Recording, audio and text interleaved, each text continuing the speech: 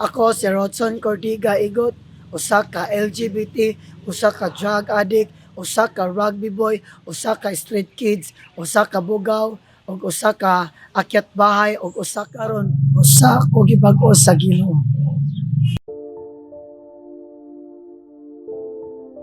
Agwala na ko simbahan, dito man ko lugaran, nagkuhan ko dito, nagbisyo ko dito, tanan, gibalik na ka kung pagkatao bang. Ang ako ang kuan kinabuhi sagid ko ka broken family nga bungkag kayo ang ako ang pamilya.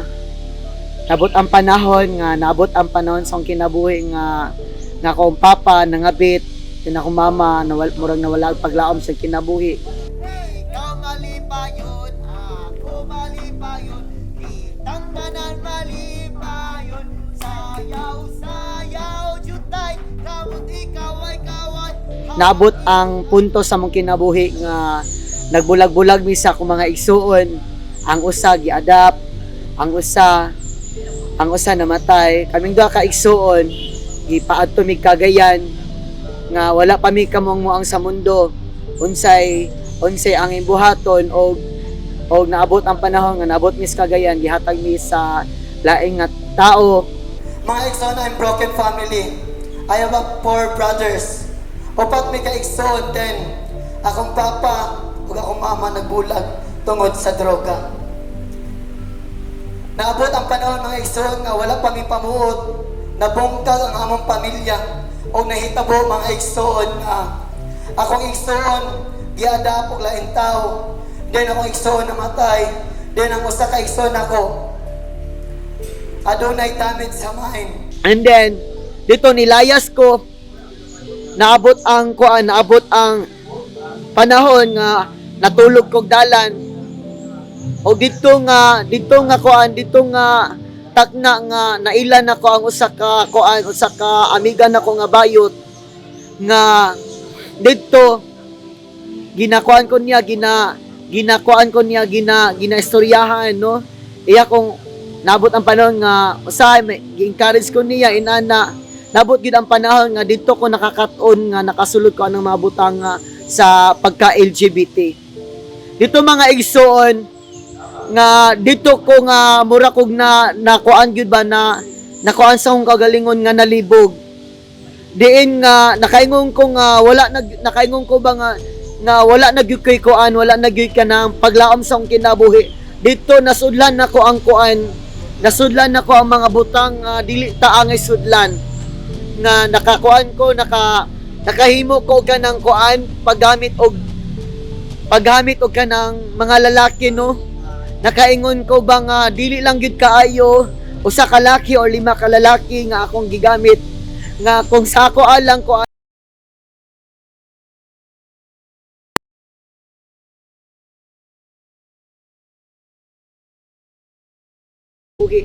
nakaingon ko ba nga si kinsa na lang nga mga lalaki nga akong gamiton.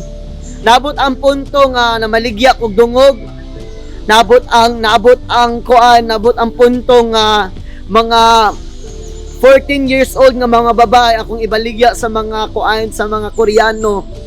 Ibaligya na ko sa mga Tagalog para lang makakwarta ko. Nabot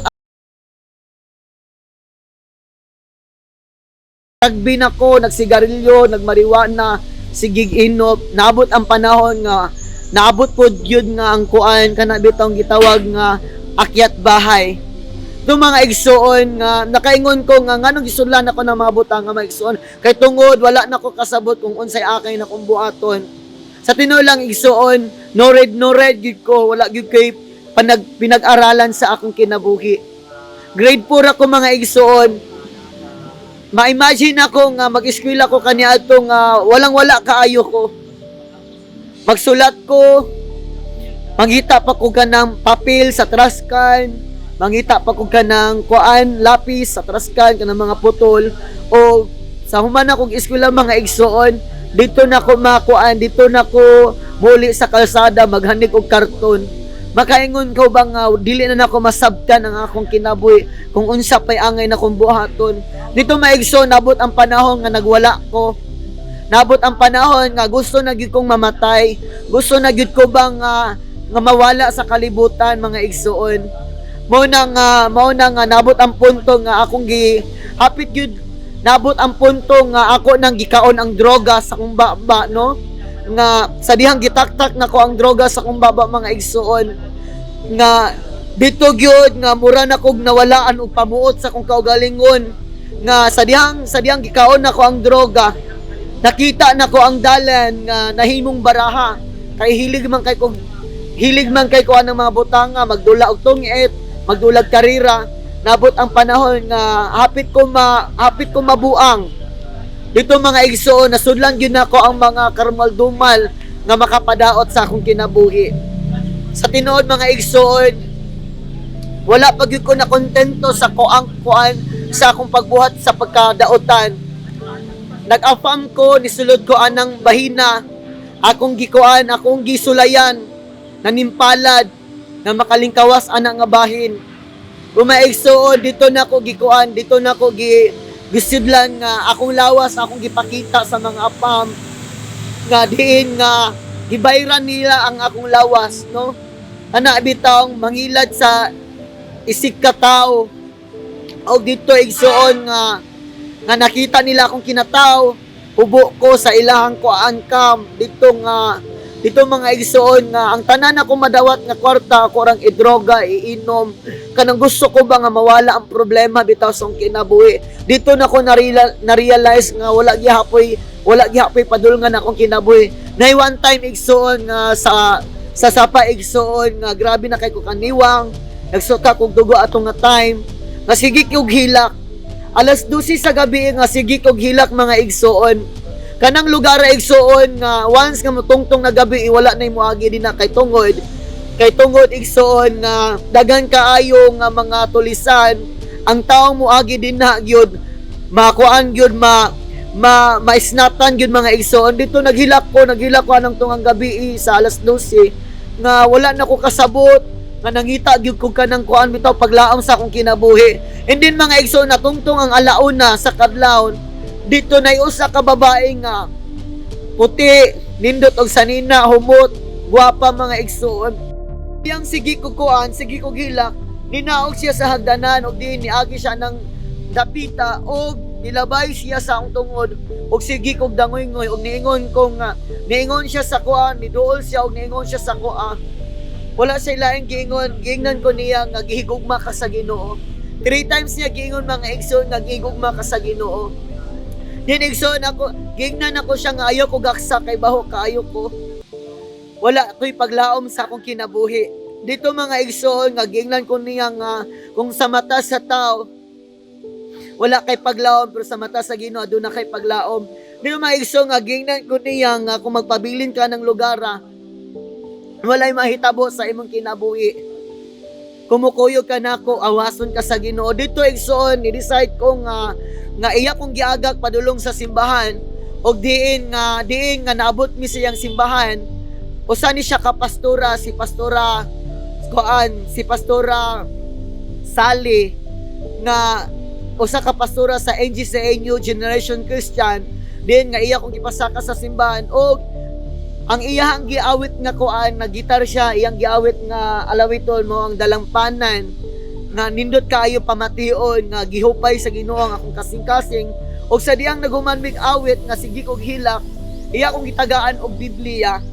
Dito mga igsoon nga ako siyang gingnan ayaw kong tagaig Biblia kay makabuang na.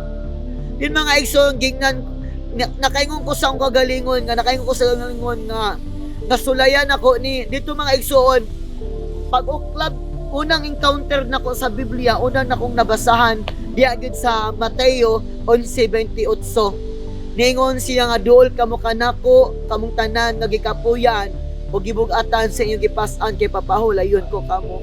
Dito igsoon nga gikuan gid ko nila, gitabangan gid ko nila igsoon pinagi sa gugma sa Ginoo. Og dito naabot ang punto sa akong kinabuhi nga nahimo kong kuan tigpanilig sa simbahan, tiglaba og mga kortina, kanang tigluto og lugaw. Nabot ang punto nga sige kog kuyog og Bible study. Nabot ang punto mga igsoon nga kuan nga kana bitong nangalagad ko sa Ginoo. Then nakaingon ko ba sa ako ang kinabuhi nga nakaingon ko nga kana bitaw ang tao nga walay paglaom ihatagan og paglaom sa Ginoo. Din mga igsoon, karon igsoon akong isa-isa sa inyo nga nakaingon ko ba nga bisan pag unsa kagubot ang kuan ang akong nagian. Nakaingon ko igsoon kung gipasagdan ko sa Ginoo siguro napiriso na ko ron, siguro nabuang na ko, siguro namatay na ko. Tungod sa gugma sa nga doon na siya gigamit nga usa ka babae nga karon nga na istorya sa iyong atubangan nga gihimo ng pastor sa Ginoo. Daghang salamat mga igsoon nga ang tanan nga nakadungog ani tagain ninyo kanang inspirasyon nga ang Ginoo muhatag gyud og paglaom sa atong kinabuhi. I-encourage ta mong tanan nga muduol mo sa Ginoo kay ang Ginoo ray mo simbol sa inyong kinabuhi sa pagkagubot ninyo. Kaningon pa ang hugot Kristohanon nga bisan unsa kadako ang iyong problema sama sa barko apan ang solusyon sa Ginoo sama kalapad sa dagat. Daghang salamat mga kabatan-unan. O gihangyo sa inyohang nga higugmaon ninyo ang inyong mga ginikanan, ang inyong mga igsoon ug mas labing dako nini higugma ang Ginoo o higugma ang inyong kaugalingon.